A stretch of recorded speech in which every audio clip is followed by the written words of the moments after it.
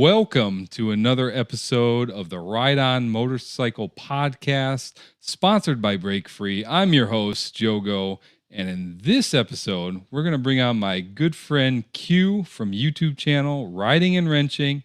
He just recently bought one of the highly anticipated 2023 Road Glide CVOs. So we're going to dive down and see his firsthand experience of owning this motorcycle. Can't wait. But before we do that, a couple quick announcements.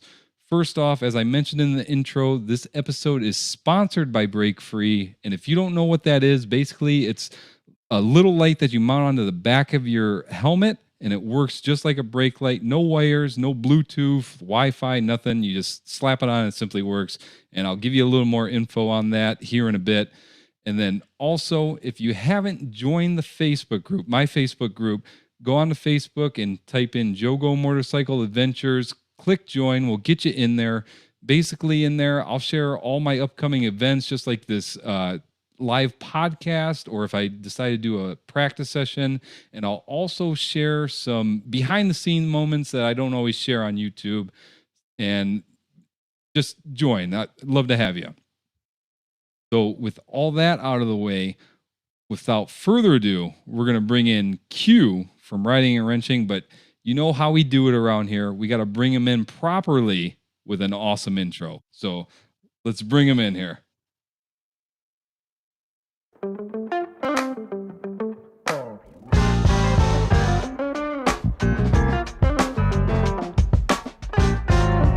Welcome to Riding and Wrenching, The biggest little YouTube channel in the entire galaxy. What's going on? Little YouTube channel. That's right. Biggest little YouTube channel on the entire interweb. The entire interweb. That's right. Sir, what's your name? Jogo. What's the name of your channel? I don't care. The biggest little YouTube. Just lip sync it. The biggest YouTube channel on the entire biggest little internet. YouTube. Yeah, You already messed it up. The biggest little YouTube channel on the entire interweb. Woo! What's up, man? Thank you, man. Hey, hope you like that intro. I did some stuff together. Don't give me a copyright infringement on my YouTube channel. Too late. You're getting flagged. You're getting flagged. All right, before we hop into this, I just want to hop into the comments and just recognize some of the people that we got in here. So first off, we got Lee Sturgis. He's always, like 6 hours early. And so thank you for coming in. And then we have my wife. My wife's in here. She better be because she's home. And then we have Ken Grant that was actually in the intro, which is awesome. Didn't know he was going to be coming on. And he said, has anyone else noticed that you've never seen Q and Denzel Washington at the same time? Well, I am in the process of possibly or maybe not promoting a movie. I'm not, I can't name anything, but if there were an Equalizer, possibly, maybe you'll see me there. I think it's a bad coincidence because I don't personally see the reason. But moving on, we have Karen in here, which she always shows up to the live stream, and I haven't been here for quite a while because I had some training going on. So she says, good evening, Joe. Good evening, Q, and to all. Now let's sit back, relax, and listen to another awesome live stream with our host with the most. Take it away, Joe. Thanks, Karen. You gave me a heck of an intro there. Appreciate that. We got Nova Slow Speed in here, my man Q. GoBot, Yo Jogo, what's happening? SS Goldwing. I mean, always good to see SS Goldwing on that. What was it, like a 1980 something Goldwing that looks like a Cadillac? And he kills it. He's a monster on that bike. Absolutely. And then we got my mom and dad in here, Sandgo, at Indiana State Campground in their motorhome. Awesome. All right, Q. So let's just hop into it. You were the very first person for the OGs that are in here. You were the very first person to ever come on to one of my live streams. So we had to do you right after I got everything all polished up here. So question one. I'm taking credit for the success that they've had with this, because I'm the foundation of Okay. this podcast. In fact, I think we should rename this. I'm just saying. But go ahead. Oh, what do you want to rename it to? Oh, I don't know. Maybe we could call it Q and Joe's podcast. I don't know. How original. All right. You're already fired as the producer of the show. You're fired. But Oh, damn it. That didn't take long. Anyways, the banter's already started, and I'm sure there's more to come. But Yes, sir. let's get on to question one. For the people that don't know about you, tell us a little about your YouTube channel and yourself. All right. Well, I call myself Q the Rider. My name is Michael Taylor from Memphis, Tennessee. I've got my YouTube channel, Riding and Wrenching, the biggest little YouTube channel on the entire interwebs. I've been doing that for a year and a half or so, and it's going pretty good so far. I'm pretty excited about it. I'm a relatively new rider, and I started the channel just to share my experience of being a new rider. And really, that's it. I've been tinkering with cars my whole life. My dad was a mechanic and a body man. I would work along with my dad when I could when I was a kid. Learned a lot and developed a huge appreciation for fixing things and learning how to fix your own things. And that, where it is, my Mustang back there, my dad got me into cars. And when I bought the bike, when I first put it in the garage, I got the bike in the middle of the garage, and I'm just walking around it, eyeing this thing up. I'm like, this thing is going to get taken apart, because I just like working on things. I like trying to fix them. So whether it's a car, a boat, a plane, anything, I'll put a wrench on it if I can. I'm not retired Navy, but I'm a Navy veteran. I was in the Navy for about 7 years, California guy. That's it. That's me in a nutshell. Okay, so I've never actually asked you this for the amount of time that I've known you, but where did you come up with the biggest little YouTube channel on the entire interwebs? It was a joke.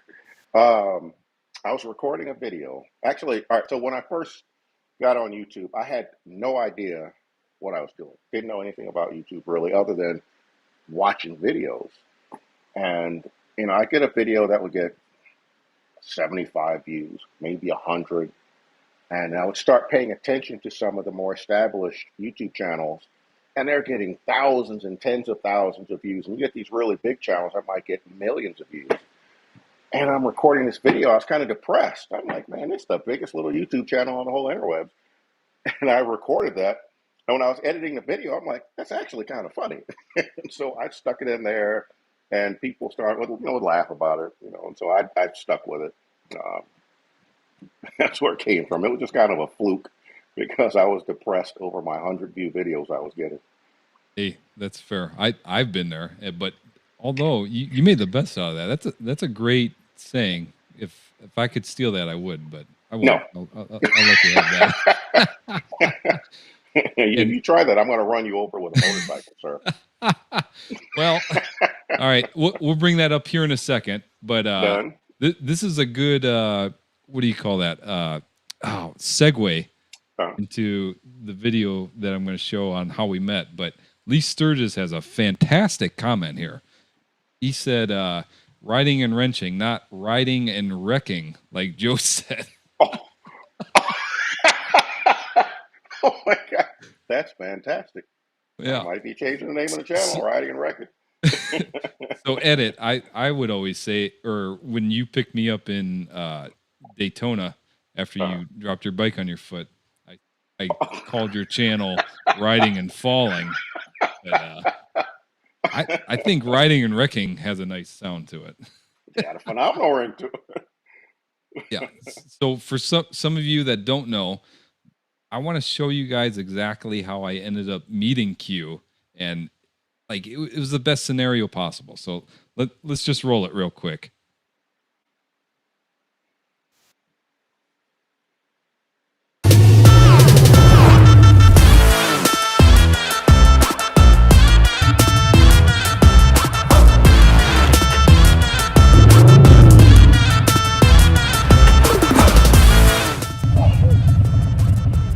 Now that's one of those situations where, what was Mike supposed to do? He shit himself. I swear that was my first breakout video as a short. That video has over 1 million views. I think it's at like 1.6, 1.7 million Really? views. Oh Oh man, it's crap! I didn't know fantastic. that. Yeah. It's great. But yeah, that's how I met Q, and the rest is history. We've been Oh pretty no, decent no, friends no. since then. Oh no, no, no, no. Oh, Okay, you guys have got to hear the rest of the story to this. okay. So we're at Robert Simmons' practice session, and I'm pretty sure I heard Joe go say, "That's the guy who calls himself the biggest little YouTube channel." We're gonna see, and he tried to kill me, but no, seriously. After that happened, Joe felt so bad. He's like, "Oh my God, are you all right?" I'm like, "I'm good, dude. I'm good." I'm like, "God, I hope you recorded that." That's going to be YouTube gold. I mean, it was. I mean, I don't have any thing about dropping a bike. I don't care. The bike's protected. It's going to be fine. As long as you don't get hurt. And at the end of the day, I think both of us, learned something from that, right?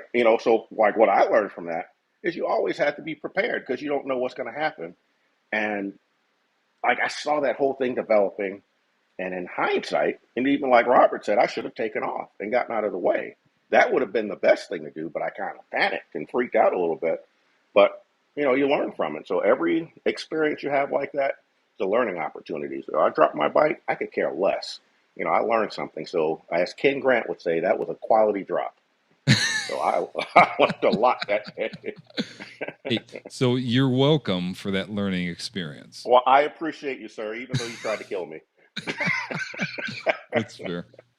All right, let's go ahead and move on to question 2 here. So before we get into the CVO thing, how long have you been riding, and what exactly got you into riding motorcycles? I've been riding now for 4.5 years. What got me into it? A guy in my club, I met him and, he asked me if I rode. And I'm like, ride cars? I mean, I don't know what you mean by ride, and he was like, no, motorcycles. I'm like, dude, no, motorcycles are dangerous. That's for crazy people. I would never get on a motorcycle. Oh, here I am 4.5 years later. But what I did, I took the basic riding course, and my plan was, well, if I enjoy it, then I'll keep riding. If I take the basic riding course and it terrifies me, then I'm done. And it won't cost me, it only cost me $150. And during that basic riding course, even the instructor, he comes up to me and says, "You're really enjoying yourself, aren't you?" And I'm like, "Oh man, this is phenomenal." All we were doing is the little slow stuff you do in the parking lot and basic riding course on those tiny little bikes. But I enjoyed the hell out of it. It was great. Yeah. So what kind of bike were you on when you were doing that course? A Honda Rebel, a Oh wow. 250, a little tiny Honda Rebel. There's the funny thing is, all right, so I was going to buy a motorcycle. Gosh, it was in the early 90s. Um, and I was going to I didn't know what to get. I didn't know anything about motorcycles. And I looked up something. I'm like, Honda Rebel, that looks like a cool bike. So that was going to be my very first bike. And I just never did. Thank God, because it's too little. But Yeah. it seemed like a great idea at the time. Yeah, that's what I started off on, and I look Oh, like really? an absolute monster on that thing. I can only imagine what you looked like on that thing. You're Well, probably like a big old bear on a tricycle. I was a smaller fellow back then. Actually, I'm probably fresh out of the Navy, I think. Not more than a year or two out of the Navy at that time. So it was a long time ago. Yeah, definitely a great bike to learn on. I mean, Oh, I yeah, learned it was on great. and Yeah. perfect. So, Yep. so now in the comments here, we got Nova Slow Speed saying, "Hey, Ken Grant, thank you to all 3 of you, Ken, Joe, and Q, for your service to our country. Appreciate that, Nova Slow Speed." Mm-hmm. Then we got Finesse the Challenger. He showed up. What's up, man? Always good to see you. Hopefully I see you in November at Robert Simmons' anniversary. And then speaking of Robert Simmons, we got Robert Simmons in the house. What's up, guys? Sorry I'm late. Okay, start all over. Perfect. All right. So you ready to roll the intro and then start over, Q? Yeah, let's do it. But anyway, so perfect timing though. So I'll show the next question, but then I have a video that I want to show. So question number 3 is, what made you go out and buy the new 2023 Road Glide CVO? Because you were literally one of the very first content creators to get one. But for the people at home that haven't seen the release of the new CVOs and know what all the hype's about, and you're probably living under a rock, but I got a little video that I stitched together just to show the release of the new CVO. So I'm going to roll that real quick. CVO, custom vehicle operations. This is what defines premium. It's about mixing and blending design, styling, performance, technology, all into one Grand American Touring package.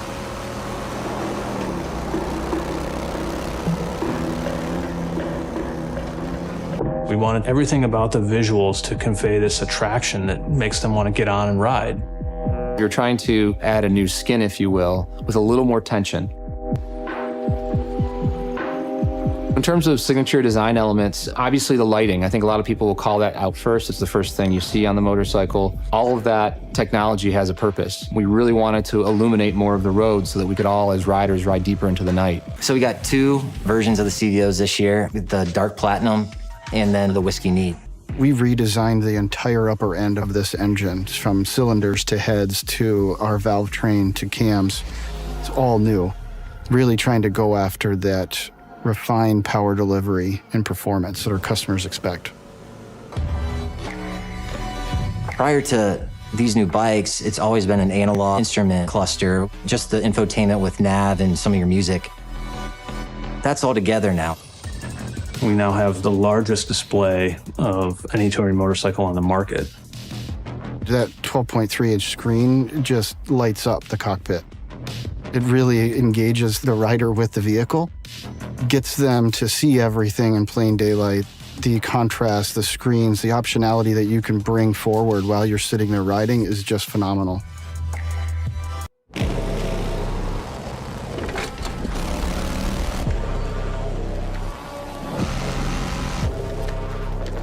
So, what do you think? Damn. Holy shit.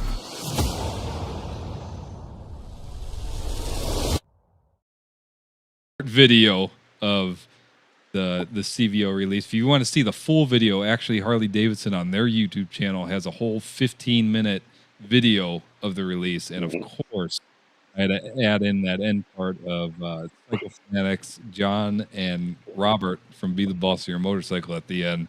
That's priceless reactions there. So, Q, on to question 3. What made you go out and buy that new 2023 Road Glide CVO? Because just watching that minute and a half of a video makes me want to go out and buy one right now.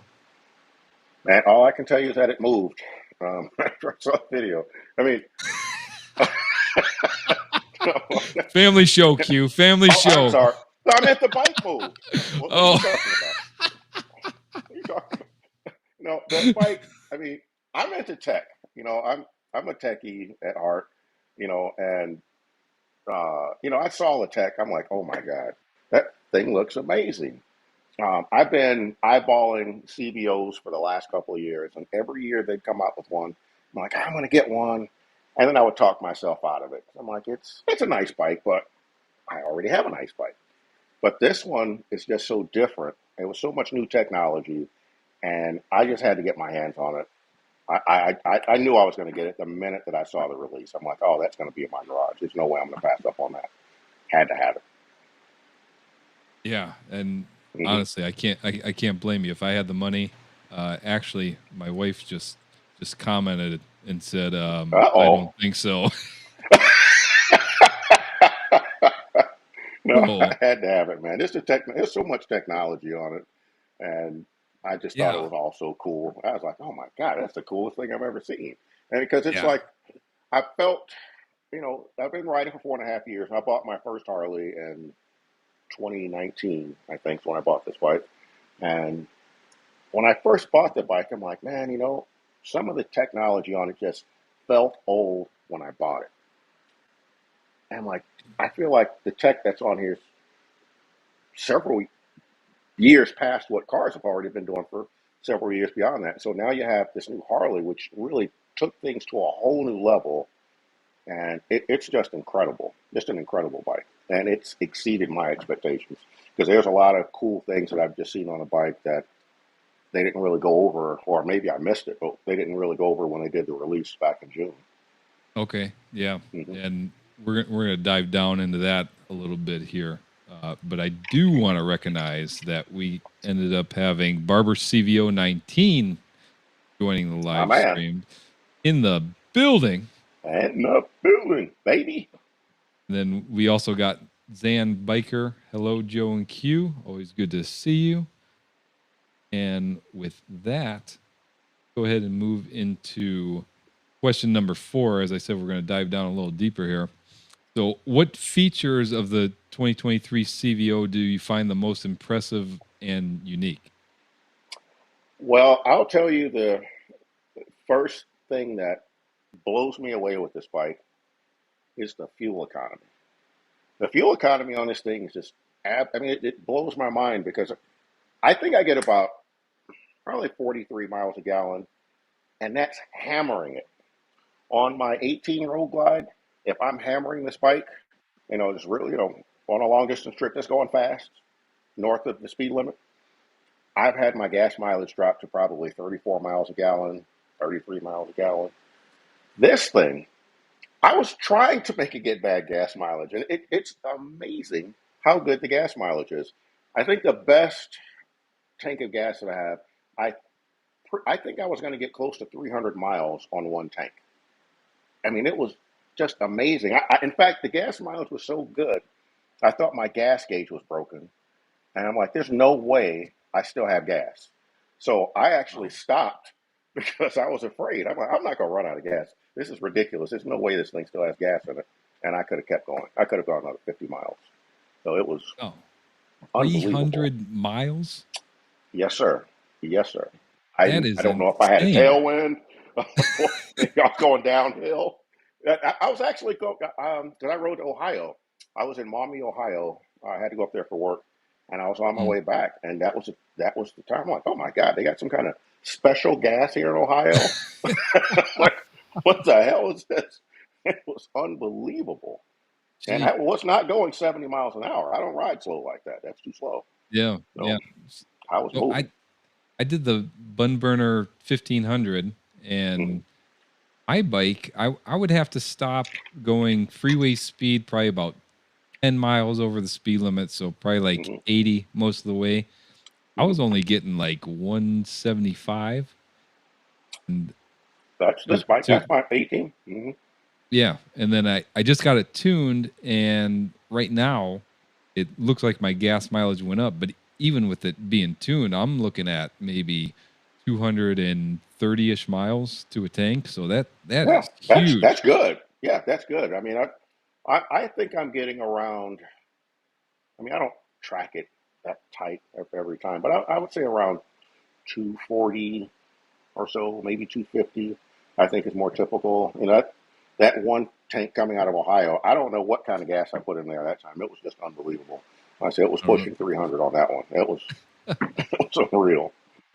Actually, I couldn't wait to get off the bike because when I'm on long trips, I like to stop about every 2 hours. And so that's about 150, 160 miles, somewhere around there. I'm ready to stop. 170 is like max. I want to get off the bike and stretch my legs. But I don't like stopping when I still have gas in the tank. That's why I kept going. And I think I was at around 240 or 250 when I stopped, and I still could have gone another 50 miles. That's nuts. It's like, I just got to get off the bike. My butt was hurting. Yeah. Vanessa the Challenger says that fuel economy is nice. Got that VVT working, LOL. Yes, sir. Yeah, VVT, variable valve train. That variable valve timing. I don't know what kind of magic that does with motors. I guess it makes them more efficient, I imagine. I don't know what else they did to the bike to really improve the fuel economy. Oh, they made it lighter. It's 35 pounds lighter, but I don't think that would account for that much of a difference. I mean, that's a nice weight savings, but, I mean, the kind of fuel economy I'm getting is out of this world. Right, right. So is there any other features that really impress you besides the fuel economy? Well, okay, all right. So the popular ones or the obvious ones, the motor is very strong. I mean, the torque, I guess, or just the power of the motor, it's really, really nice. By comparison, my 18 Road Glide's a stage 2, so that's my comparison point. So it's significantly stronger than the 107 stage 2 I have in my 18 Road Glide. The touchscreen looks impressive on the commercials, but it's even better using it, out in the wild. So some of the things about that touchscreen, you could be in a bright, bright, bright sun. It doesn't wash out. You could still see it very well. I've had the sun coming directly behind me onto the screen. No problem seeing it at all, which is really surprising. Other cool features about it. Now, in my first video I did on it, I kind of trashed the stereo a little bit because I was like, man, this thing is too quiet. You can't hear it at highway speeds. Well, that was my fault. But I learned a lot about the stereo since I've had it, and I can't wait to learn more about it. But the system turns the bass, it doesn't turn the bass down, but it maxes the bass that you're going to get out of the system at about 60% of max volume. I didn't know that when I bought the bike, and I assumed that because it's putting out so much bass at low volumes, if you go all the way to max volume, which is what I generally do at freeway speeds, I'm going to blow my speakers out. And I didn't want to do that. So I started playing around with the EQ settings just to take the bass down. But what I did was basically impact the volume at freeway speeds. And that's why I was having problems with it initially, being so quiet. So I went back and put the factory default EQ in there, and it sounds amazing. I mean, it's actually really good, especially for a 4-speaker system. So it's just really nice. It's actually really amazing. And at low volumes, it sounds incredible. I'm sorry, low speeds. Low speeds sounds incredible. Okay. Now, compared to the popular Soundstream radio, which I put in my Street Glide, I know you have one in your Road Glide. That's right. Yep. Which one do you think's better between those two? Oh no, the new system on the Harleys. I mean, it's better because it's more integrated into the motorcycle. Okay. The Soundstream radio is really nice. I have nothing but nice things to say about it. In particular, on an 18 or older bike, highly recommend the Soundstream because it modernizes the bike. It makes it look better. But the way the new system from Harley is integrated into the bike, yeah, it's hard to beat. It's really hard to beat. Yeah, I mean, on my Street Glide, I had that stupid, I don't know, it's almost like analog. I had the analog buttons on the side.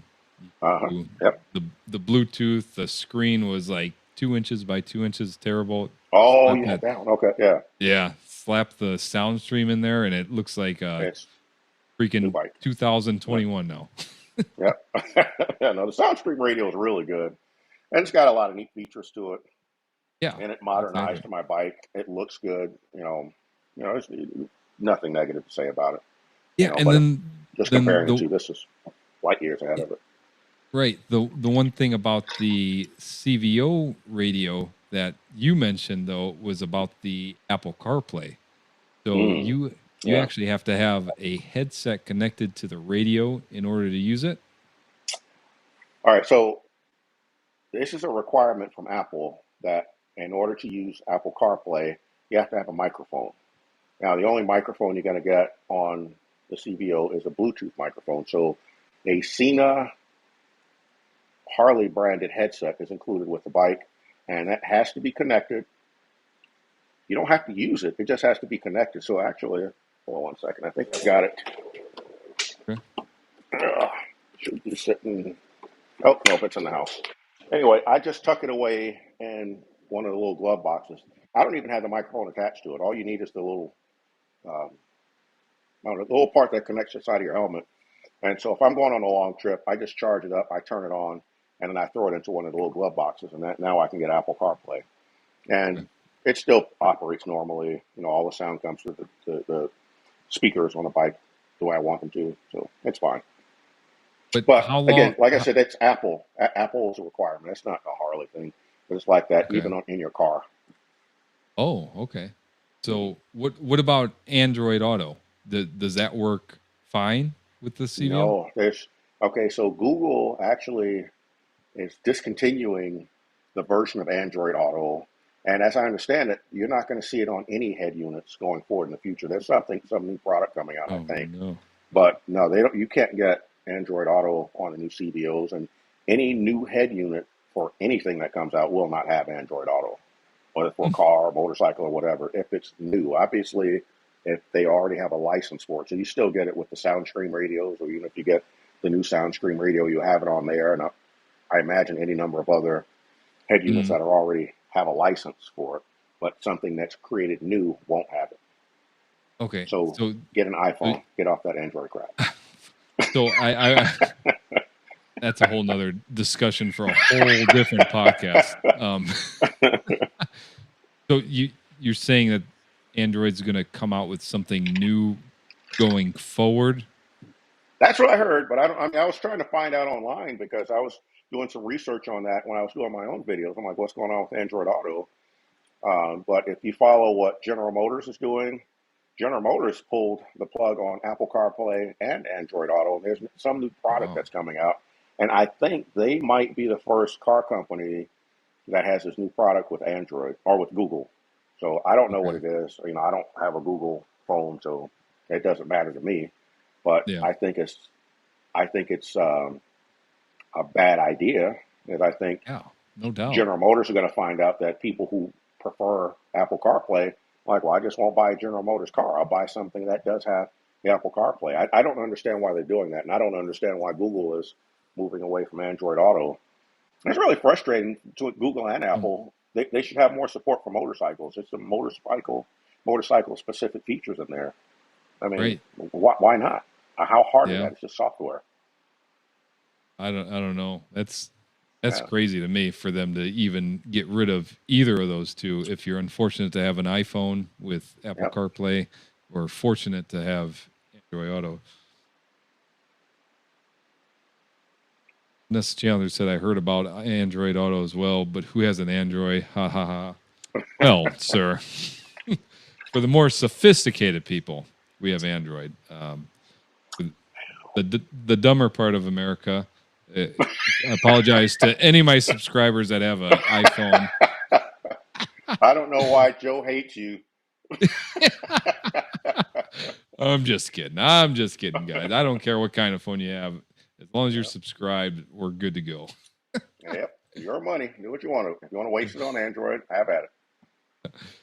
All right, so let's go ahead and move into question 5 here. So you told us your likes about the new CVO. What are the things that you dislike about it? The seat. The seat. Fair enough. You stress that quite a bit in your videos. Sir. Yes, sir. I mean, so if I only did local riding or short trips, it doesn't bother me. I've been riding this bike to work all week. It's fine. You know, it's when you're doing long distance riding. That seat is not good for long distance riding because it's very firm. And that's why when I talk about the fuel economy, I mean, sometimes that's the fuel economy is a detriment because I like getting off the bike every couple of hours when I need gas. But this thing is so fuel efficient, you end up going a little bit longer than that.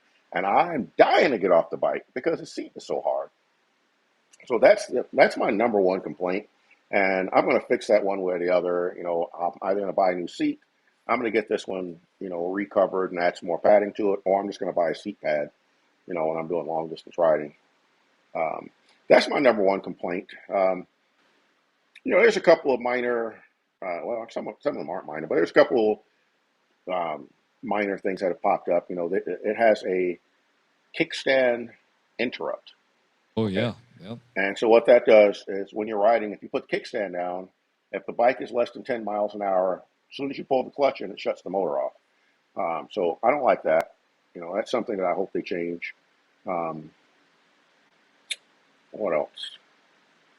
Yeah, you stressed that in a video. And when I had my Pan America for a total of 2 weeks. Yeah.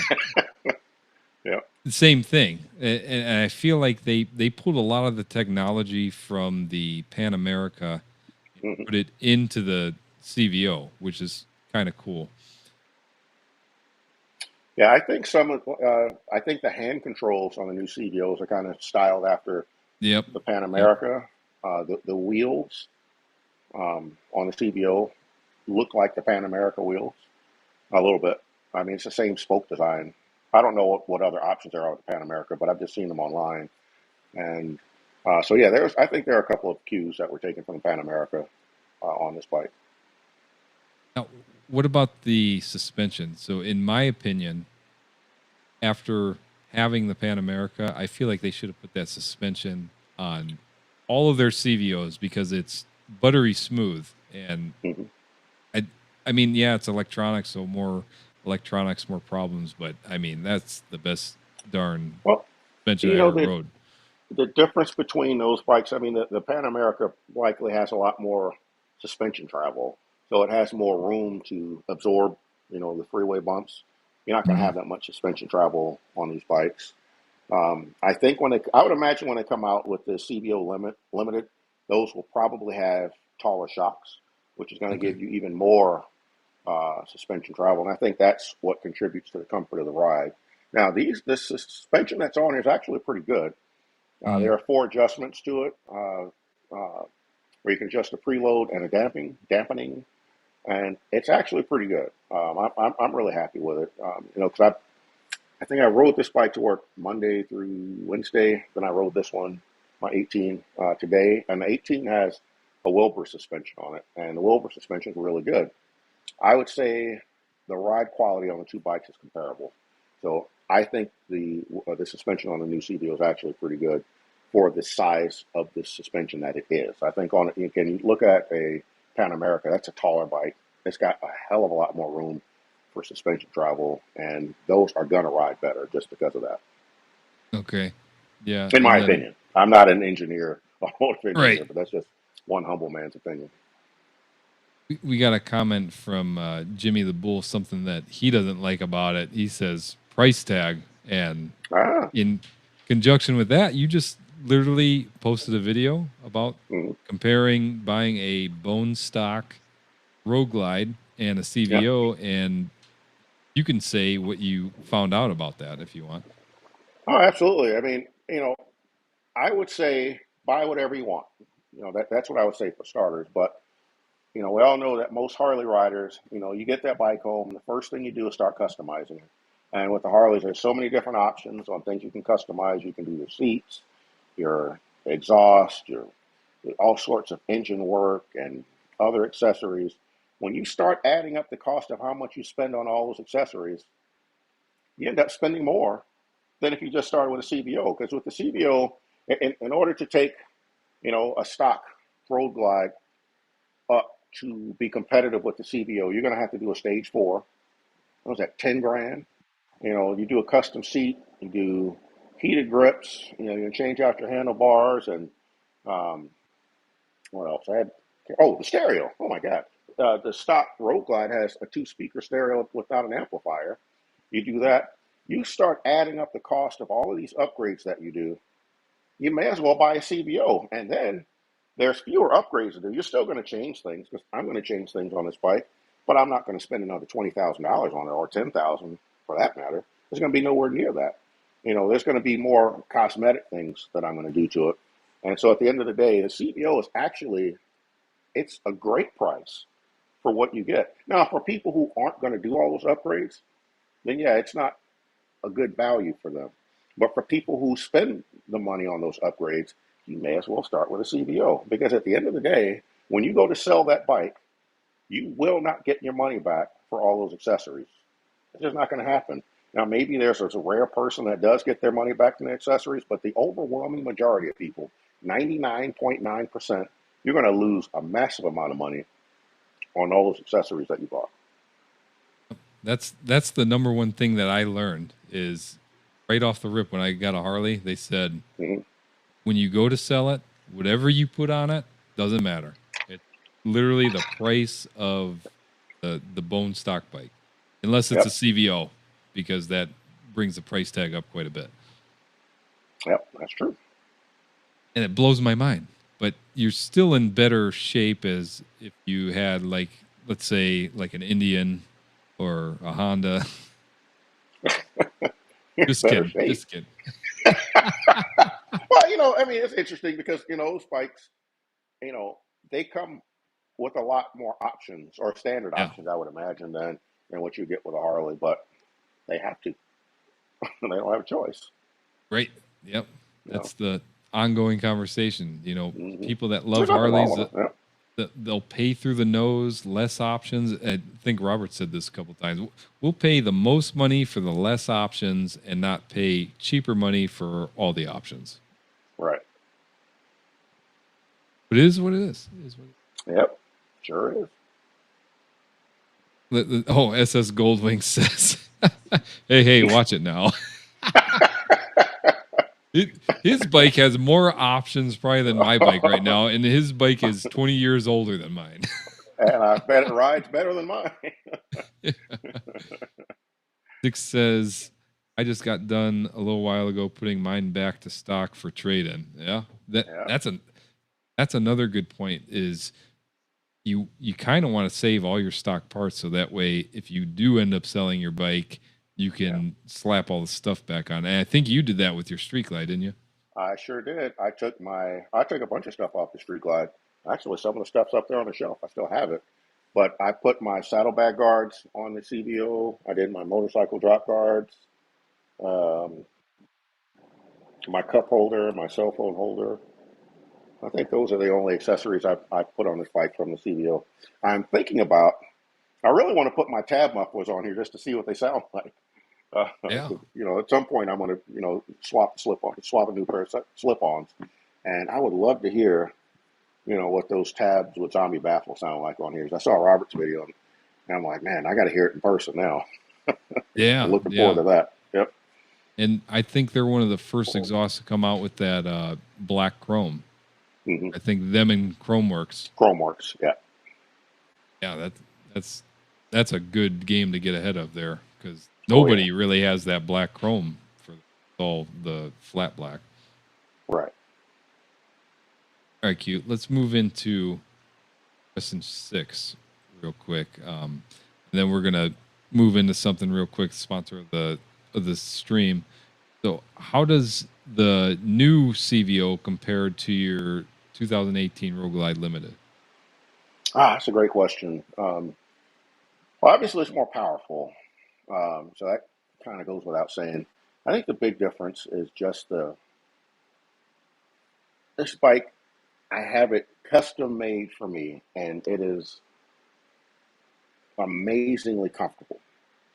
And I think it'll be hard for any bike to compete with this bike because everything about this bike I made or put on there for my own comfort.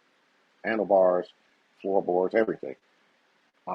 So my goal is to make the CVO ride like my 18 Road Glide. And I don't mean that as a knock on my CVO because it's not. It's just I've got 85,000 miles on this bike, and that's not 85,000 miles being uncomfortable.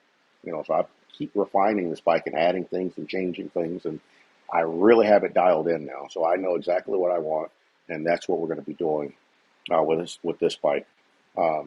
So how does it compare to the 18 Road Glide?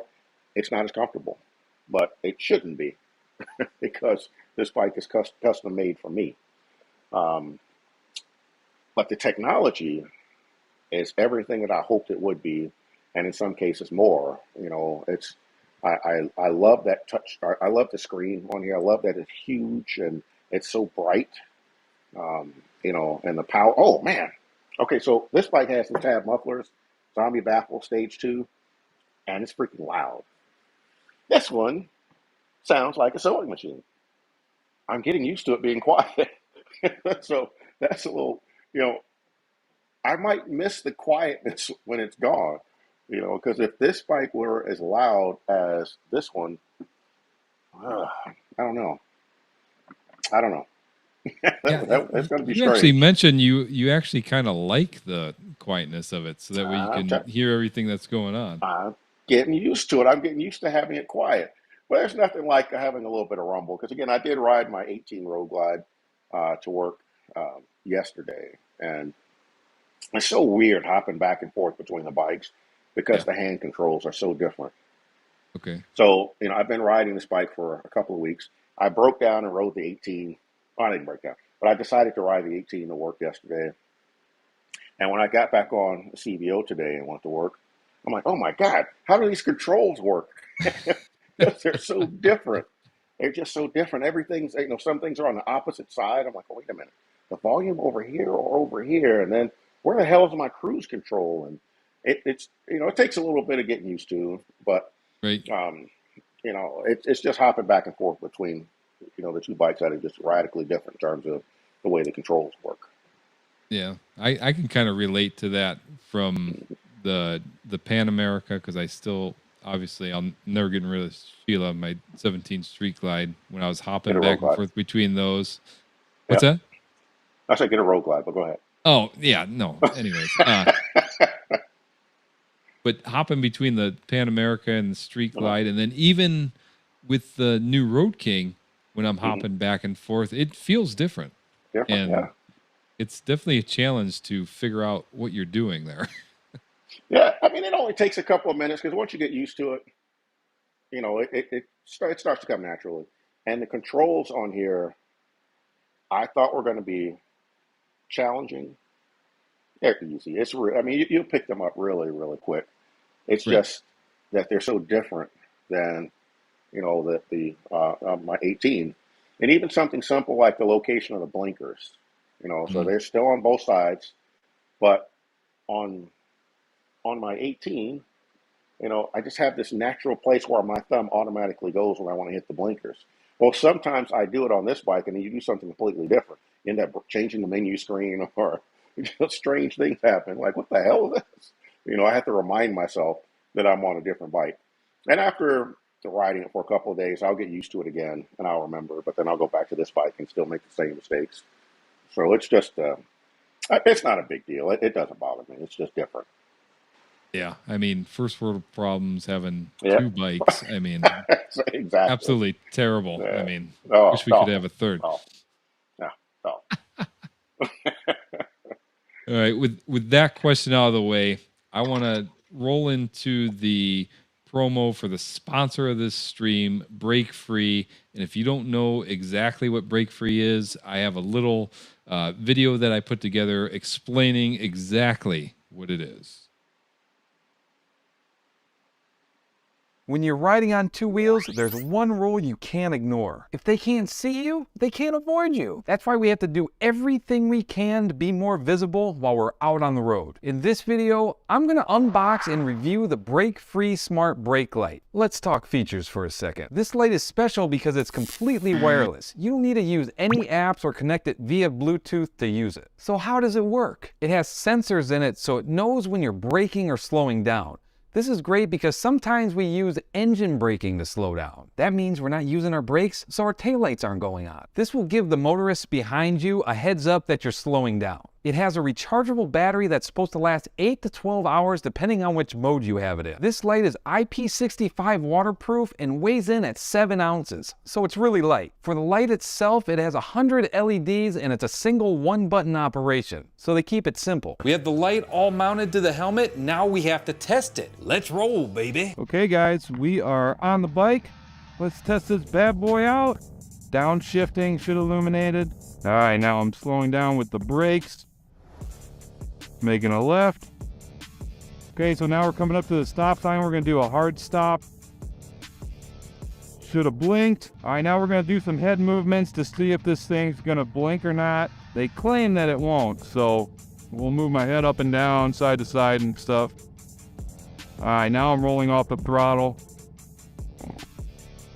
All right, guys, that was the ride test. As you just saw, this light works exactly as advertised. So what do I think about it? This is a fantastic product. Not only does it look cool, it adds an extra layer of safety. Break Free, one of the few products that I absolutely endorse. Great quality. I've been using it for about 6-7 months now. And if you guys want to have one, I have a link down in the description of this video that you can click on, and we'll get you $10 off, or you can go to their website and use my promo code JOGO10 and you'll get $10 off. Absolutely recommend it. It gives you that added safety, being eye level with the cars behind you. And I couldn't tell you how many compliments I've had when I'm sitting there at a stoplight, someone it rolls down their window, is like, "Hey man, I like that light on the back of your helmet." So make sure you go and check them out. And I want to give a huge shout out to them for sponsoring this stream. All right, Q. With that out of the way. Robert Simmons says, "Never say never, Joe. You'll get rid of it eventually. It's a motorcycle, not your bride." Well, Mr. Robert Simmons, I think I can say never with this motorcycle. I've done entirely too much to it, and I don't think it's going anywhere, but we'll see what happens. Road Glide.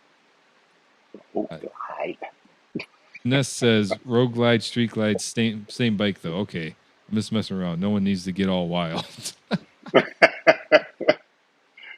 It says, Goldwing says, I got one of those. I need to get another mount to where I can put it on my wife's helmet when she's riding with me. Yeah, I need to do the same thing, too. Yeah. Sometimes we go on a ride, and I just out of habit, I turn the light on back behind me, and my wife's like, "Can you shut that thing off? I'm getting blinded." Oh man. So all right, cute. Let's move on to it's question 7 here. All right. So when it comes to customization, it being a brand new bike, there's not very many options for it. Was there anything that you needed to upgrade right off the rip when you got it? The seat. You still haven't done. Which I still haven't done.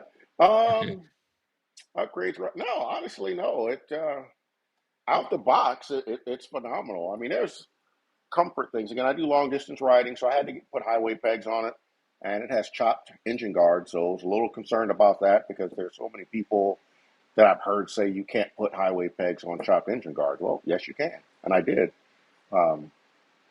Outside of that, I got to have my cup holder. Cup holders are a requirement for me. And again, this cup holder came off of my old bike, and I was a little worried because the hand controls changed and everything changed on the handlebars. It's different, and I didn't know if they were going to fit. They did. So if you have those Zero 3D handlebar mounted cup holders or that perch basically that fits on this bike. So that was good news for me. Backrest, man, I've got to have a backrest. I can do short rides without a backrest, but on a long distance ride, I got to have one. Fortunately, I always travel with luggage, so I've basically been using my luggage as my backrest, and that's been working for me. But I want a real backrest. That's something I got to figure out, and as best I know, there's not one available yet. But I'm sure something will be out soon. Right, and then didn't you also end up upgrading the windshield on it? Wasn't the windshield pretty short? Yes. Great point. So, the same thing was true on my Street Glide Special when I got that. Because I like to ride with a half helmet, and the stock windshield was so low. The first problem it causes is that you can't hear that well because you got all the wind noise going past your ears, so it drowns out the radio, it drowns out the sound of the motor. Can't hear anything. Not to mention the fact, riding with that half helmet, you get hit in the face with whatever random crap is coming down the road. So, no, I went with the 12-inch windshield. So Harley has 2 options for the Road Glide, 2 options for the Street Glide. So for the Road Glide, you have an option of a 10-inch windshield and a 12-inch. Well, on their website, they said the 12-inch was recommended for people 5'9" and taller. I'm like, well, I'm 6'2", so I guess I'll go with the 12-inch. 12-inch is too tall. It's too tall. I'm going to get a 10-inch windshield for it. I think that's going to be better. And then once I get that, I'll do a comparison on my channel. But the 12-inch is just way too tall. But I did find out some nice things about this big, gigantic windshield. So when I'm wearing my modular, you can lift the chin part up all the way up in the air, and you get no buffeting or anything where it's blowing your head around because you got the chin part flipped up. And that's a nice thing about that that 12-inch windscreen. There's some pros to it. It's not all negative, and I really like that part. But yeah, the windscreen definitely had to get replaced. Yeah, so I think I'm safe in saying when you buy a new Harley, regardless of the model, well, touring model, you're going to have to replace the windshield, you're going to have to replace the seat and the exhaust. Yep. But on the CVOs now, it doesn't. I was going to add a fourth one with the handlebars, but you're at least the Road Glide, you're saying the handlebars are actually halfway decent on them. They're really good. This is an 11-inch. They're 11-inch bars. Again, I have 14-inch bars on my 18, and when I rode it to work yesterday, I'm like, oh, this feels so good. It's such a perfect height. And so now I'm actually contemplating putting 14s on the CVO as well. But the 11-inch bars are actually really good. I had an opportunity to ride the Street Glide, and they're so small. It's like the same handlebars that are off all the other older Street Glides, and I'm like, oh, I don't understand why they did. I don't understand why they did that. I would assume they would have had the same riding dynamics on both bikes, but for whatever reason they did that. It might have something to do with the fairing, because it's the fixed fairing, right? So maybe with the shorter bars, maybe they were going to hit the fairing or something. I'm not sure. That might be why they went with taller bars on the Road Glide. I'm not sure. Yeah. Six wants to know, are there any seats available? I called Salomon. They are still working on it. Nope. No, not that I'm aware of. I discovered the seat issue on my first long trip on this bike, because I was already aware that the seat was too hard. I'm like, I'm just going to take the seat off idly and stick it on there so I can at least be comfortable. It won't fit. Like, what the hell? What'd they do that for? So now they basically changed. I mean, I guess because of the tank is different, and the side covers are a little bit different. So the older seats just won't fit. Now there have been some people that have modded their older seats, and you can kind of make them fit. But I'm not going to screw around with the seat, off of my 18 Road Glide because I like it. But I am going to try it myself because I have the stock seat that came off of this bike. I'm going to try to modify that seat and see if that'll fit on here. Because I think you can do a little bit of cutting on it and make it fit. But no, there's no aftermarket options right now. Okay. Yeah, I'm sure the first people that come out with the seat, they're going to be the real breadwinners. I mean, oh yeah, you would think they would anticipate coming out, but I don't know how early access works to the bike, because I'd imagine the company actually has to get their hands on one of the new CVOs so they can test fit and get everything right. You know what I mean? Yeah. I'm surprised. I don't. I don't know how Harley does it. I mean, like Apple, when they're coming out with a new phone, they let their aftermarket design cases for it and different accessories so that they're all ready to go when the new phone launches. And I'm surprised that Harley doesn't do that with their aftermarket, or maybe they have in the past. I don't know.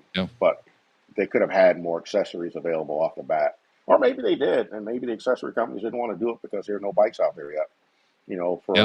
Harley, there's so many bikes that are out there, an accessory company can make something that fits, a Road Glide, and it's going to fit on probably 1 million bikes or so that are already out on the road. But this thing, there's probably thousands of them out there as opposed to millions. Right. So, right. Okay. So we'll move into the question 8, and I'm probably going to regret asking this, but I'm going to ask it anyway. So why did you choose the Road Glide over the Street Glide? Fantastic question. I have a confession to make. How many people am I confessing this in front of? 29. The Road Glide is the best motorcycle that Harley Davidson makes. All right, guys, that's the end of the show. Thanks for tuning in. Hope you had a great time. No, you know what? So my Street Glide that I had, I actually really liked that bike. That was a fantastic motorcycle. And when I went to pick this bike up, I bought this from Suburban Harley Davidson in Thiensville, Wisconsin, just outside of Milwaukee. And, when I arrived at the dealership, the guy says, well, we got some Street Glides too. You want to look at a Street Glide? I'm like, I'll look at it. I don't know if I'm going to buy it. And so he took me to where the Street Glide was. I'm like, oh my God, that bike looks great. It's a good looking bike. And I thought about it, to be perfectly honest with you. But I know at some point I'm going to get rid of Ida Lee and I want a Road Glide. I prefer the Road Glide for long distance riding. And if this bike ends up taking over that role, it's got to be a Road Glide. Otherwise, I'll just keep this one forever. I mean, I've got to have a Road Glide. A Street Glide is fine for long distance riding. There's nothing wrong with it. It's just that I prefer the Road Glide for long distance riding. Any other type of riding, I don't care. In fact, doing, the cone work or rodeos, I'd rather have a Road King. But the Street Glide is great for that too. Because just the smaller fairing, I could just see better. But the new Road Glide or the Street Glide CVOs, they look really good. I really like them. It was a tough decision to make. It really was. Yeah, I bet. And Andy actually said, speaking of Road Kings, he said, I think Hugh meant the Road King is the best bike Harley makes. No. Well, no. It's not. No, in fact, it should be called the Road Glide King because it's the king of motorcycles. It is the best motorcycle Harley Davidson makes, according to Harley Davidson. They said it, not me. Those are not my words. Yeah, but that might have been a accidental release or something like that. They said it. They said it. That's not my words. And then Robert's saying here, he said, did you hear from Joe? He said at some point I'm going to get rid of Ida Lee, and he also said in the past he was never going to get rid of that motorcycle. Well, that's a fantastic point. So now we have to get into one of my other hobbies, and that's the definition of words. So the word that we're going to define today is sometime. What is it? Define sometime for me. Like when hell freezes over, that's sometime. Never. That's also sometime. 100 years from now, after I'm dead, that's sometime. True. Yeah. Okay. So you make a great point there, Q. Maybe after I die, I'll get rid of the Street Glide. Or if I have children, I'll say, hey, listen, you got to keep this in the family, and then you just got to keep on passing it on. There you go. All right. We're going to move into question number 9, and then I have a special bonus question from Chuck. He recorded it before the stream because he couldn't make it, unfortunately. But okay. Question number 9. So what advice would you give somebody interested in trying to get their hands on one of these 2023 CVOs? My advice would be to shop around. Be willing to travel, and get the best deal for yourself that you can. There's lots. I mean, they're actually starting to show up in the showrooms now and be a little bit more readily available. And you can probably get a better deal in some places than you can at others. That's what I would do. I would shop around. Be aware that a lot of the accessories from the old bikes will work. Some of them won't. So be aware of that. That's really about it. Just be prepared to be impressed. And it's a very impressive bike. There are some very subtle differences between the two, and most of them are just a learning curve that you get over pretty quickly, like the hand controls. That's a learning curve thing, and it took no time for me to get over that. The blinkers now, it's a little bit weird because again I kept hitting the wrong button because that thumb is just used to going to that one spot to hit the blinker, but you get used to it. That's really about it. I mean, it's just an amazing motorcycle, and I love the technology there. Be prepared to be blown away. That's all I can say. Okay. So if I could take one thing away from this, from actually, we'll get into this too, your Facebook group, 2023 Harley CVO.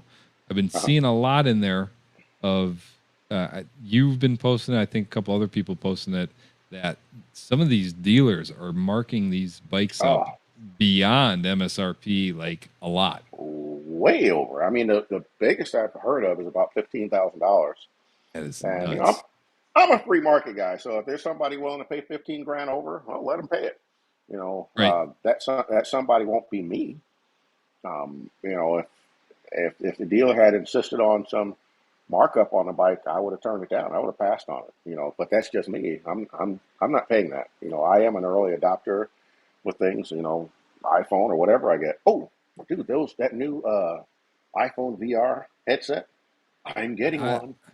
I can't wait. I Oh my don't think God. anybody cares about iPhone I VR. think everybody cares.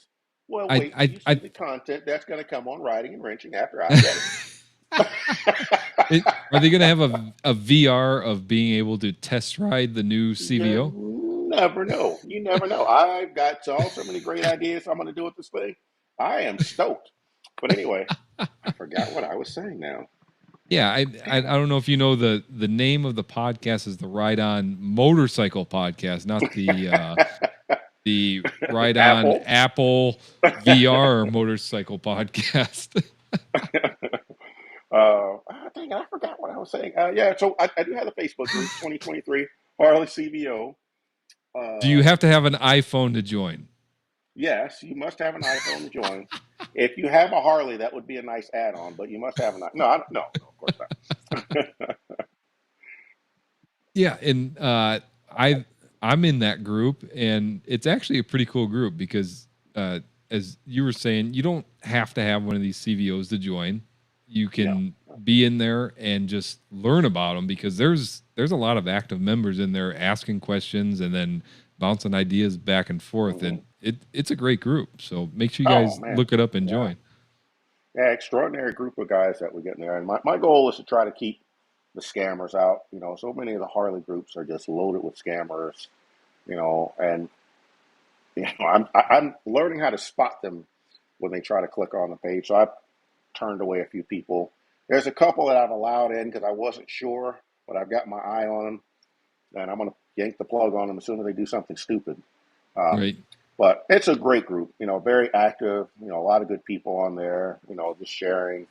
I would say at least half of the people that are on there, I think, that may be too large, but a large percentage already own the bikes and just sharing so much great information. And I'm learning just from interacting with people. They're helping me out, hopefully as much as I'm helping them. Yeah. Or the other way around, something like that. Yeah, and one thing that I noticed on there's a lot of people in that group that they're posting almost daily saying, I'm almost getting my bike in a couple months. I mean, the wait for them is insane right now. Crazy. Yeah, I think it's that unique color that they did, the whiskey meat, the orange and black. I don't know. I guess there was some type of, or maybe it just takes longer to paint them, I guess, since it's more of a custom multiple tone paint job. It's just taking longer to get those out. I guess that's the issue. But those are even starting to hit the streets now as well. Okay. Now, if they had red, I would have gotten that color, but not red, so it didn't matter. Well, so would you have gone with the whiskey neat if you had the option? Because you picked yours up at the 120th anniversary, didn't you? I did. I picked it up on that Thursday, I think. Thursday or Friday. I got a phone call about maybe a week before, and said, hey, they're going to have them. Do you want to get one? I'm like, hell yeah, I'll take one. Because I was planning on getting one at my local dealer here. But when I got that phone call and I go back to my local dealer, you guys going to have my bike next week? They're like, no. I'm like, well, you can cancel my order. So I'm picking one up in Milwaukee. And all of the dealers up there had them, and they were selling them. So you could have gotten one. Again, in fact, the dealer that I got mine from, if you wanted a Street Glide, they had 2 of them available for sale that day. So they were available in Milwaukee during the 120th. Yeah, it's funny how that works. Some dealers have them, some have abundance, some are still waiting for them. It's just, I guess, whatever number in line you are. Yeah, it's nuts. Yeah, they're starting to show up. And my local dealer here, they received 5 of them this week. So they're definitely showing up in the showrooms now. So I imagine I would have just been able to pick mine up today. Wow. If I'd waited on them, So that's 2 months ago. So I'm glad I got it. So let's go to the comments real quick before I bring up Chuck's bonus question. Jesse Holt says all the people that ride the other bikes from Harley Davidson can't handle the truth that the Road Glide is the best motorcycle Harley makes. I'm just saying. Hey, Andy Schultz, you have the wrench that can kick him out, so go ahead and kick him out real quick. I'm just kidding. No, Jesse Holt is he's a very intelligent man. I have no idea who he is. He's not a plant. I don't know. He's not a close friend of mine, I promise. Yeah. He's probably texting you right now. I know how this works. No, actually, he's a guy at my motorcycle club, but he knows, and I know, and everyone who has a Road Glide knows it is the best motorcycle that Harley Davidson makes. That's from Harley, man. You can't argue with Harley. They make the bike. All right. They know what's the best.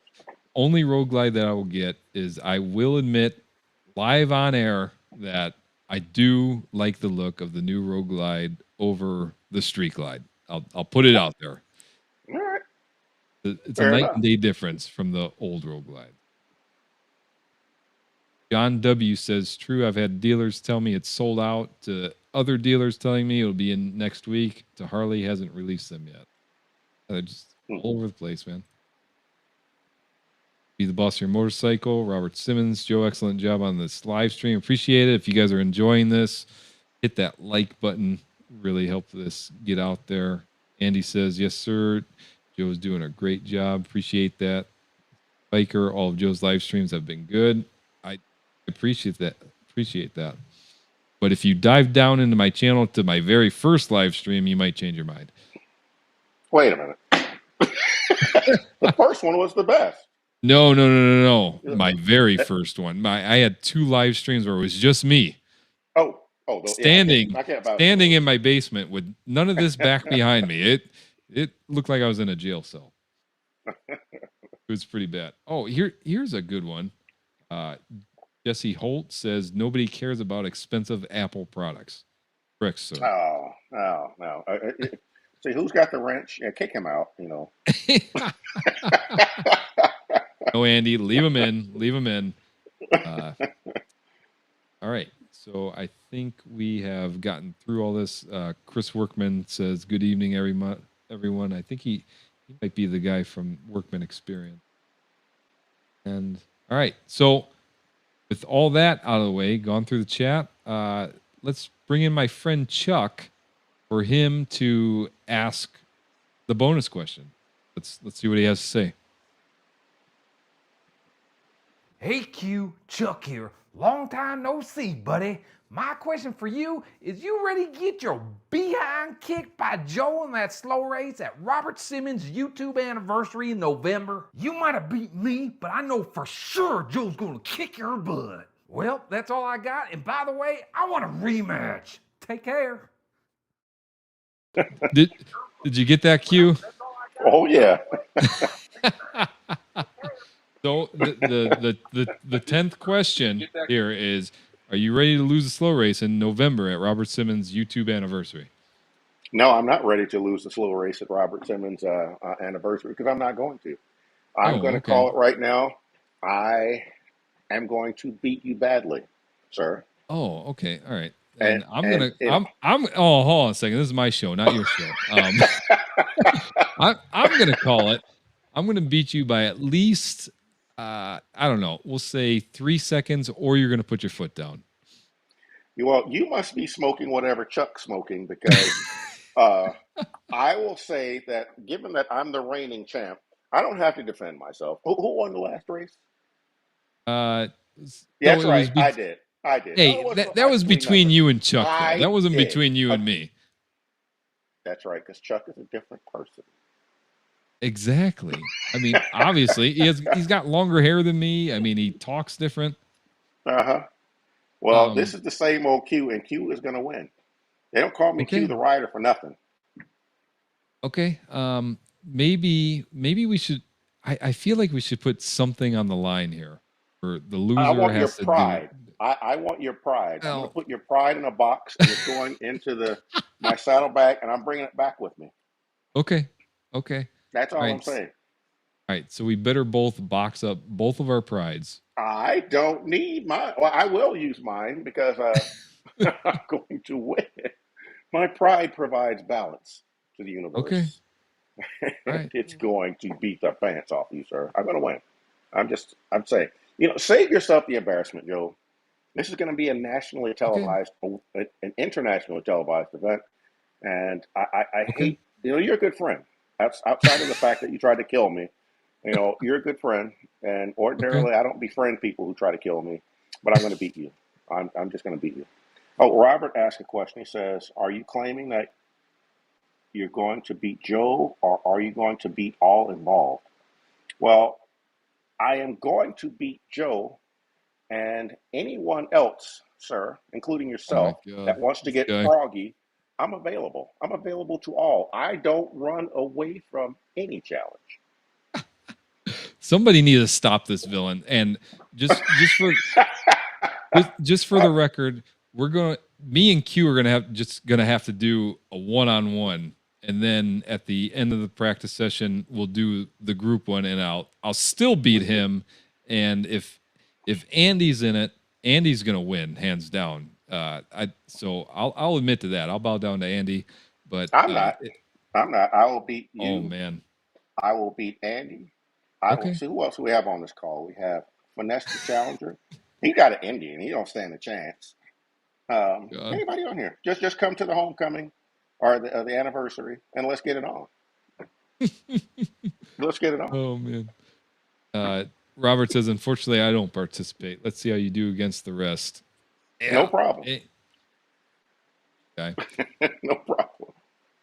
All right, guys. I don't know what's going to happen. I know in the future here, maybe in a week or so, we're going to have maybe some battle videos going back and forth, maybe some sneak previews of how much better I'm going to do than Q, but we'll see what happens. I mean, I still say, you know what I'm going to do? I'm going to go online. Well,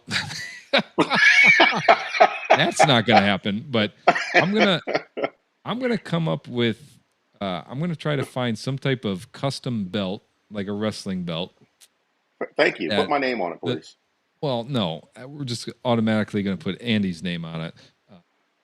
But we'll do a championship belt for the slow speed winner. And then after I win, I'll bring it home. And then once I go back and then Andy beats me, we'll pass it on to Andy. And we'll just pass it around Preloader Nation.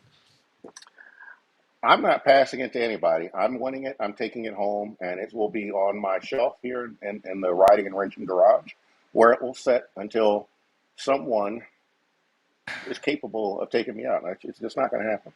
And but actually, Finesse the Challenger, can I point out something? He says he's been chilling the whole time, and you're going to call me out. Finesse the Challenger being called out. Oh, man. This might be a global, worldwide content creator challenge here with some preloaders. Yes, sir. Should be good. But I want to refer back to you. You said you're not going to be passing it out. And I just wanted to bring up the fact that you won't be passing out because you'll never get it. So it'll be fine. Fair enough. Fair enough. We'll see. We'll see. Me and old Annalie here are going to come home with the championship. It's going to be her first. Oh, yeah. Yeah. So which one are you going to? Annalie is going to beat the pants off of Sonic the Cone Hog, or whatever you call that losing second place bike of yours. Okay. So, all right. We'll see what happens. There's enough crash talk here. We got to save it for the build up. Fair enough. So we'll go ahead and open this up for Q&A here. So drop your questions below in the chat for Q, the loser. Anything that you want to ask him. Can somebody please ask Joe what happened to his porn stash? Oh, God. We don't talk about it. All right. R.I.P. Long live the stash. It's gone. Oh, wait. Robert says, no videos prior to that day. Treat it like a bodybuilding competition. The shirts don't come off until the day of the competition. I don't think we want to see Q with a shirt off. You don't want to see You me with a don't shirt want off. to see that. Well, Oh John man. says, do you find the CVO to ride better or lighter than the prior Road Glides?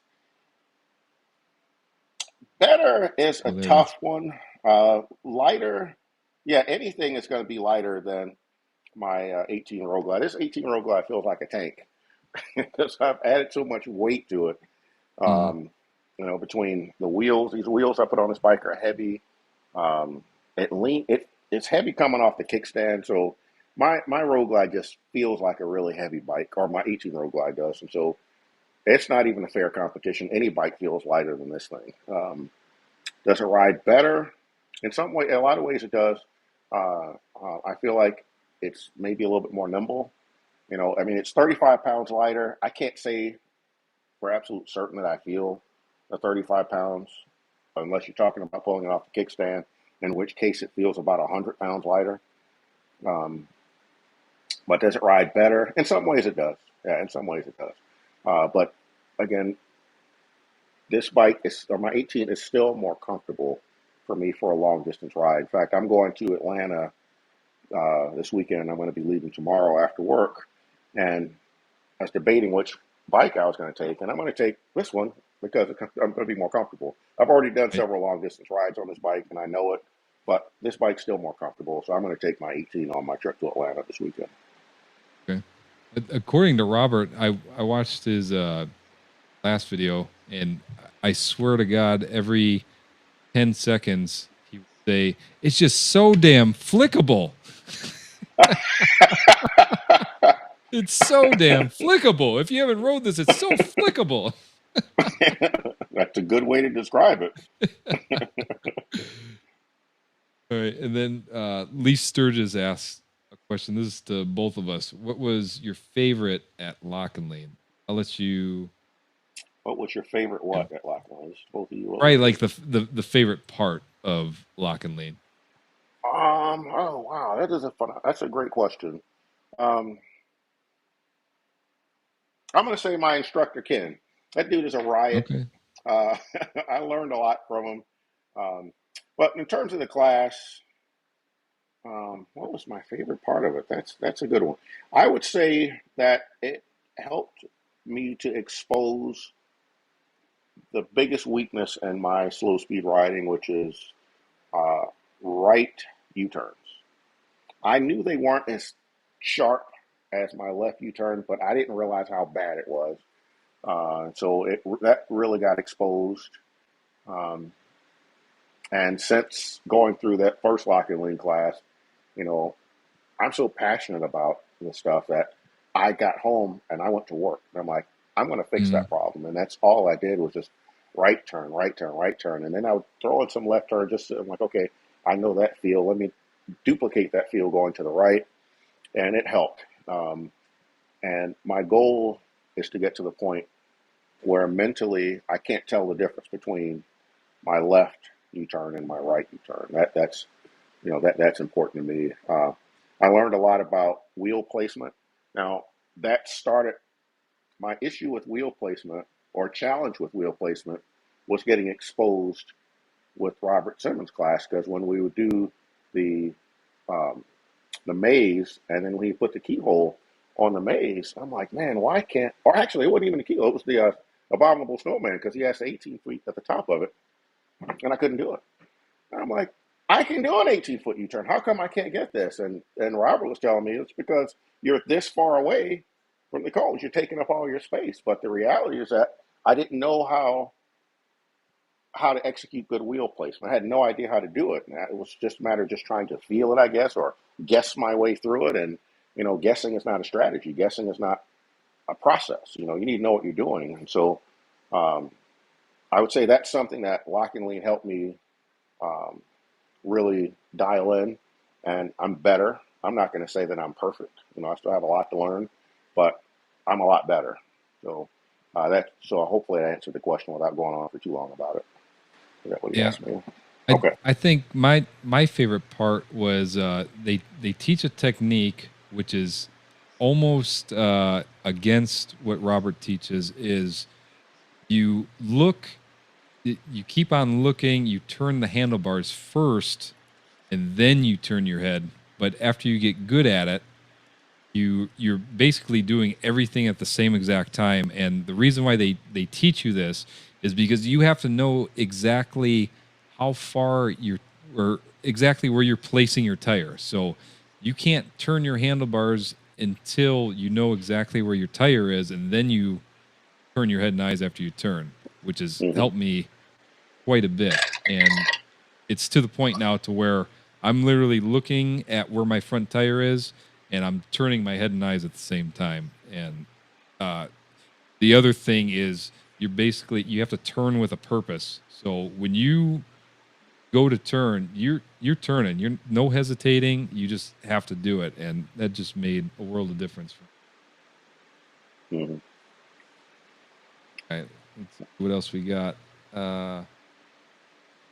Michael Lyon says, just told some fellow riders about your channel. Appreciate that, brother. So Vanessa asked a question. Yep. Says, yeah, were there any options? Yep. Oh, it's your show, man. You read it. Oh, I'm sorry.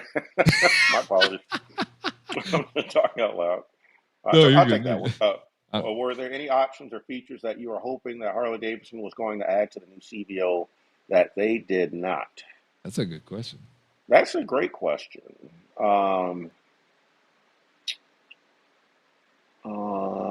Gosh, nothing I can think of off the top of my head. I mean, I guess if I'd had a choice between the CVO Road Glide and the CVO Road Glide Limited, I would have rather have had the Limited. So they did not come out with the CVO Road Glide Limited for the new style. That's something that I would like to have had, because then you would have had the locking tour pack. So I've added a tour pack to my bike, but it's not locking. I'm actually going to figure that out. I'm going to make it a locking tour pack, but just haven't gotten around to it yet. So I would say that that's probably the big thing that I would like to have had. Now, I don't think I know. Does that come with heated grips? I would hope so. Yes, it does. Okay. Yeah, it comes. Yeah. There's literally no major upgrades I need to make to the bike, to be honest with you. Probably the biggest thing is the freaking windshield. But okay, that's relatively minor. John W. asks, the 18 is more comfortable because of the seat and the other comfort positioning? That's part of it. I would say my 18 is more comfortable because it's a custom seat. So that's a Harley hammock seat that I took to an upholstery shop, and I had more padding added to it, and I had it recovered, and that seat is unbelievably comfortable. I mean, I'm a big fan of the Harley hammock seat stock. So this is a custom Harley hammock seat that's super comfortable. My KST bars, they don't sponsor my channel or anything, but I really, really like KST handlebars, especially on a Road Glide, because they're adjustable. You can make them fit exactly the way you want. And I'm a big fan of KST handlebars for Road Glides, just because of that. So that's part of it. I've got the Kahuna Collection floorboards on there. And for those of you who are not aware, those have a rubber isolator in them. And when you're on a long distance, the rubber isolator isolates a lot of the engine vibration from hitting your foot. And it may not sound like a big deal until you're riding on a bike for, hundreds and hundreds of miles. It's that engine vibration is just one additional thing that adds to fatigue. Well, I don't have that on this bike. So it's really nice. Those Kahuna floorboards are amazing. They are really, really nice. And actually, any floorboard that has just a nice thick rubber isolator is going to have the same impact. But just these happen to be the best ones, in my opinion, that Harley Davidson makes. And then I got a cool backrest. I got to have a backrest. And then what else? That's probably the key things that really add to the comfort for this bike. The Wilbur suspension plays a big role. That's helped out, especially since I changed out to taller wheels on it. Once I put those 21 in the front, 18 in the rear, it ruined the ride of the bike. And at that point, I'm like, I'm putting an aftermarket suspension. So Wilbur's suspension, spot on. Great suspension. Love it. Okay. Robert says, it's so damn flickable. It is. He's on point. He is on point. Robert wants to know, when is your video sitting down with me and Finesse discussing Harley Davidson and Indian motorcycle coming out? Oh, sneak Great peek here. question. So a sneak peek. Yeah, so I went down to Savannah 2 weeks ago, I think, and Robert, Finesse, and I sat down and we had a nice conversation, just talking about some of the differences between Indian and the new CVO. So Robert has an Indian Pursuit Elite, and I had an opportunity to ride that bike. That's a nice motorcycle, and and we're going to talk. You'll hear it when we talk about it in the video. But at one, Robert's taking us to a ride. I don't know where we were in Savannah, but we went down this one road and it was kind of bumpy. And I hit the first bump. I'm like, oh wow, that was kind of nice. So I started looking for the bumps in the road. I'm like, man, is this thing for real? So I'm intentionally hitting the roughest part of the road I could find. And that suspension on that bike, it's nice. It's really, really nice. I would say Indian did a phenomenal job on the suspension on that bike. It's incredible, just to put it bluntly. It's really, really nice. Yeah, but anyway, so in that video, so we got a video where we're just talking about some of the differences between Indy and Harley Davidson. And I did my best to try to get Finesse to come over to the dark side, but it didn't work. I think he's sold on the Indian. I mean, with being an Indian ambassador. Oh, he is. Yeah, it's a great bike. I got nothing bad to say about it. They make good bikes. Zan Biker wants to know, Q, have you had any more problems with your kickstand sensor? First thing I'm going to say, Zan Biker, that's Christian Biker. So, have I had any more problems with the kickstand sensor? I have not. So for those of you who don't know, I talked about it has a kickstand interrupt. Bike below 10 miles an hour, the kickstand's down. The minute you pull the clutch in, motor shuts off. And so that did happen to me once, where that sensor failed or somehow it just, it thought the kickstand was down when it actually wasn't. I went to do a U-turn, and you're going to be below 10 miles an hour. You're going to have the clutch in, and the bike thought the kickstand was down, shut the motor off, the bike fell. That happened once, and it kind of freaked me out. It has not happened again, and I still, to this day, don't know exactly why it happened. But my little engineering mind, I haven't given up on trying to replicate that problem. I'm actually going to buy one of these sensors so I can do some destructive testing on it, because I got some other theories and things I want to try, and I don't want to do them to my bike because I don't want to damage it. But no, it hasn't happened again. It happened at one time, and it has not happened again. Oh, yeah. Maybe it was just a fluke, just a glitch. And no idea. It's a bad glitch to have. It is. I mean, it could have been something flew up from the road and somehow interfered with the sensor. I'm not sure. I don't know what could have done it, but magnetic sensors are magnetic sensors or switch or whatever you want to call them. They're fairly reliable. So I just don't know what it could have caused it to fail. Because I'm going to buy one and I'm going to put some testing on it. I'm going to make that thing fail and try to figure out what happened. Yeah. Just need time. Robert says, back to the stuff that you were disappointed that they didn't add. He has a good point here. Power windshield, electronic suspension adjustment, and a better battery tender. I would agree with the power electronic windshield suspension. Okay. Yeah. I don't know about the power windshield. I mean, I guess I've never had one, so I still don't know the benefit of it. I mean, I understand you can lift it up and down, but I kind of imagine that being something I'm going to find the sweet spot that I like, and I'll never change it. That's just me. The electronic adjusting suspension, I would actually go a step farther than that. I want an automatically adjusting suspension. I don't want to have to punch anything in. I want it to adjust automatically the way this Wilbur suspension does. Now, I don't know much about suspension technology, so there's probably some trade-offs to doing it either way. But I just like the idea of set it and forget it. I don't want to have to punch any numbers in. I don't want to have to turn any dials. I don't want to do anything. I want to get on a bike and ride. So I want an automatic suspension. So. I can 100% see that. Yep. Got the Belleville Biker checking in late a little bit. Hold on, man. Glad to see you coming in. Six says, can't lie, reverse would have been nice. I can see that too. I'm not getting younger. Finesse the Challenger says the audio is terrible on my copy. Oh, really? Oh, actually, I think mine's pretty good. Um, yeah, we'll talk finesse. I can send you mine if you want. I think mine came through pretty good. Yeah. Oh, so Andy says power windshield is awesome. Lowered in the summer, raise it in the rain. I had one on my BMW and my first ST 1300. That makes sense. Want the wind in face. Also got Kelly B gliding, making an appearance. Kelly B gliding, my man, with his burnt butt cheeks. that video was funny. Another content creator. If you haven't seen his channel, go to his channel.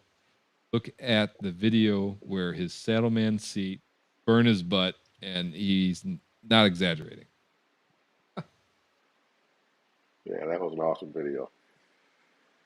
All right. Well, yeah, it looks like it's winding down a little bit. Kelly B. Glidden says, "Come on, Joe."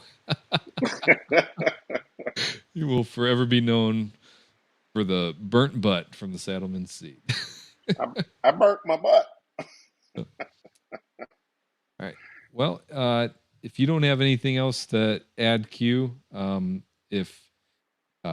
before we go, you can just let everybody know exactly where they can find you on the interwebs, as you call it. Interwebs, yes, sir. You can find me on the interwebs on YouTube at Riding and Wrenching.